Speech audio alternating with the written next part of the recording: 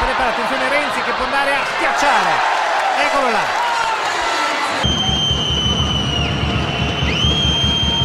Del nostro giocatore che è arrivato a 27, però attenzione, di là la mettono da 3 ed è Lukauskis che arriva a quota 6. Vučević la tira a palleggiare, la palla in angolo a West, c'è Boscagin che lotta sopra e rimette il numero 4. West è entrata finalmente alla linea di fondo, ha troppo spazio Bucci che prova a cercare linea di fondo, non lo chiudiamo bene, Daros da sotto, il semigancio, Daros è la stessa 19.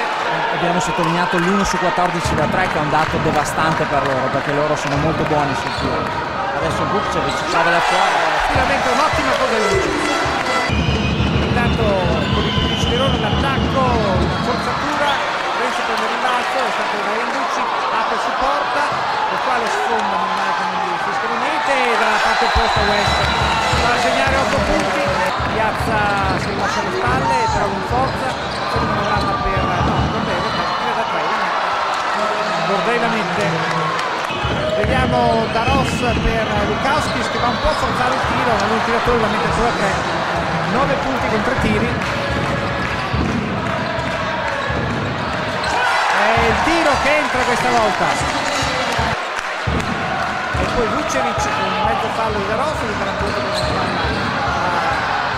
la persa di West. E dopo c'è il contropiede di Daros, va per scappare, non ci riesce.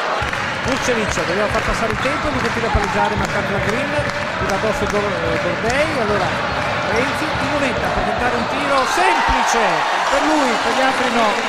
Allora Green in lunetta, vale il più 9 di Verona, 8 punti di Boscagin, se ne entrata facile perché non aiuta nessuno una volta che ha bruciato West, ora palla per Vučević, vediamo cosa fanno, se lo vanno a pressare in due, siamo in difficoltà, infatti rubano. Gordei per Daros sotto, realizzano, attenzione, 4 punti non batter doppio, 15 secondi, Vučević ha raddoppiato Daros su di lui, Vučević ovviamente vorrà bruciarlo nell'1 contro 1, si ferma completamente, l'ha perso, Vučević, contropiede facile di Gordei, sbaglia, bella cosa che ha fatto West per costringere Gordei all'errore, poi West prende la palla, bravo che non va a canestro da fuori, Boscagin, teniamo palla, 45 secondi più 5, fallo adesso. Avere la potenza fisica, poteva essere fallo, poteva essere 2+1 e invece Boscagin li ricaccia indietro.